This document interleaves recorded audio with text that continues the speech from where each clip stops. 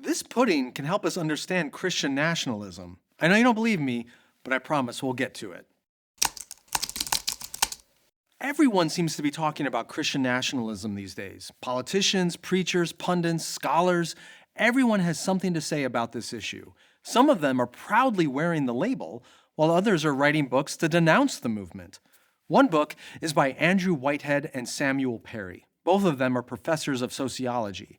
In it, they define Christian nationalism as the belief that America has been and should always be distinctively Christian from top to bottom.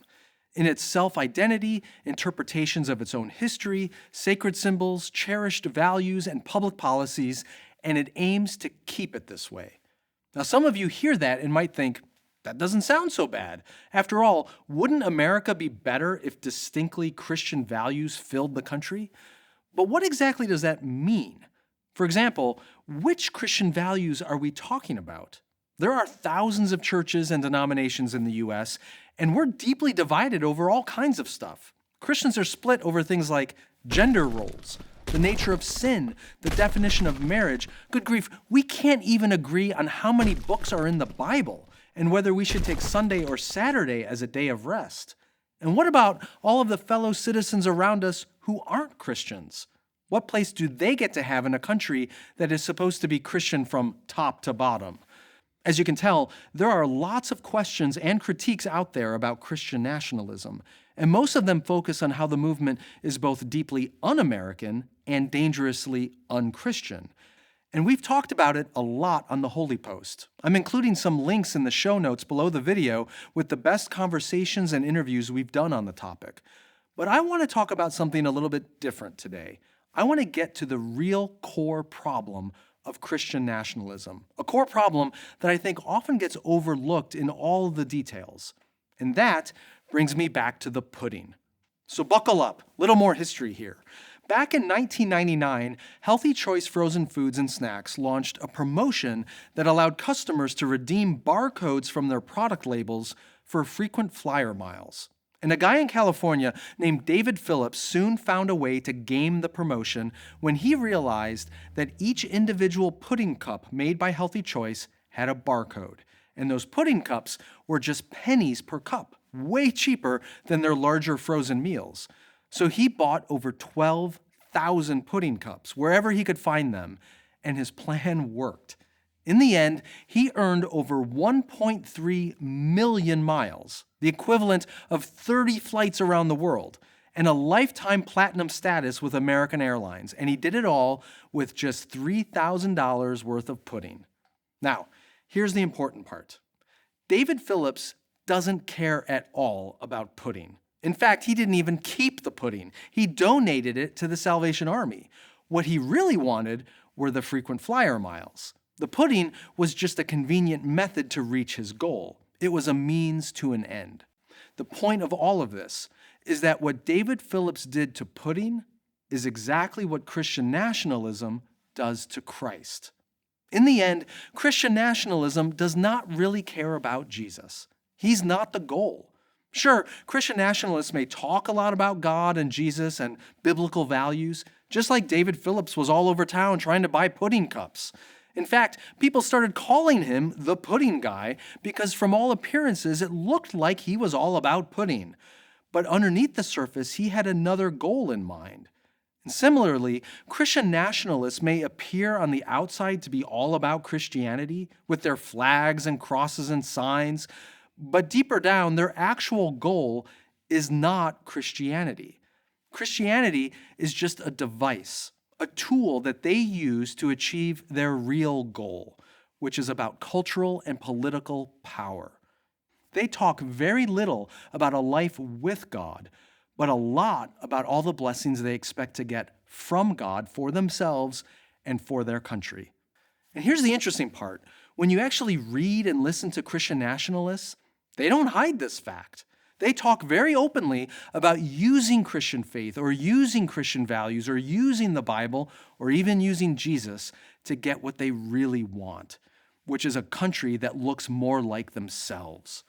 For example, Stephen Wolfe says, Christian nationalism is a totality of national action, consisting of civil laws and social customs conducted by a Christian nation as a Christian nation, and here's the key part, in order to procure for itself both earthly and heavenly good in Christ.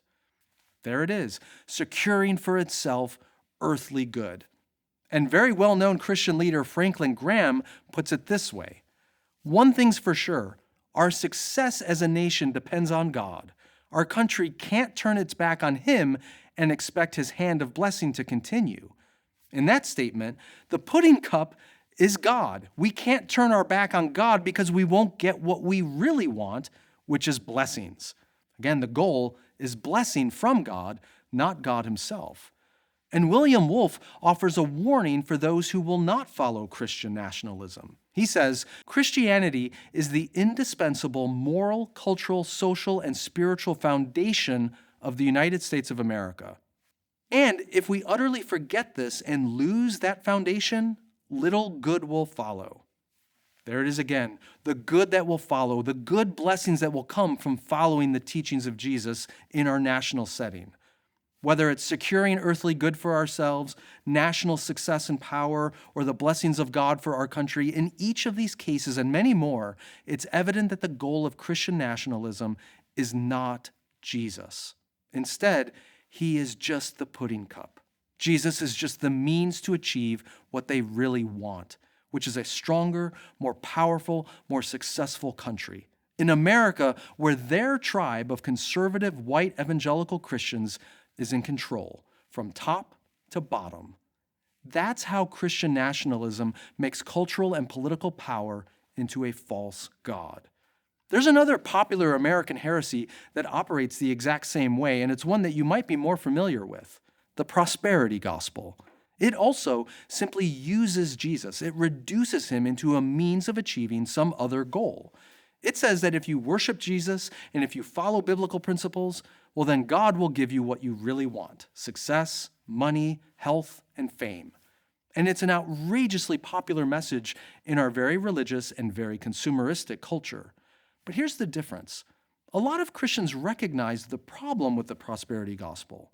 They recognize that it's not what Jesus and His apostles preached. They get it that the goal of the Christian life isn't really supposed to be money. But when those very same prosperity formulas are applied to something other than money, somehow we lose sight of the problem. We have difficulty recognizing the heresy for which it is. Consider purity culture. The purity culture movement, or what Caitlin Beatty calls the sexual prosperity gospel, told millions of Christian teenage boys that if they remained celibate, and it told many millions of Christian teenage girls that if they remained modest, then God would reward them with fantastic marriages and satisfying sex lives. In that form of the prosperity gospel, following Christian sexual ethics is the pudding cup. The real goal is satisfying sex lives and great marriages. Or what about the Gothard movement? Bill Gothard and his ultra-fundamentalist Institute for Basic Life Principles. He taught millions of parents that if they just use his biblical principles, then their children would grow up to be obedient and godly Christians. In this case, the pudding cup is using biblical principles, but the real goal was not Jesus. The real goal was having perfect children. In a way, it was just the parenting prosperity gospel.